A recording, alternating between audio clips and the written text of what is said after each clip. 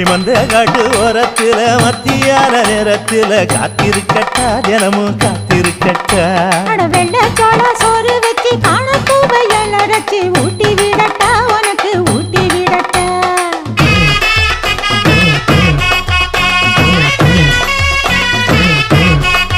எவ்வள பஞ்சு முட்டாய் சீல கட்டி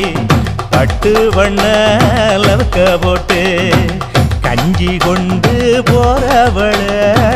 நெஞ்சுக்குள்ள நீ வாரியா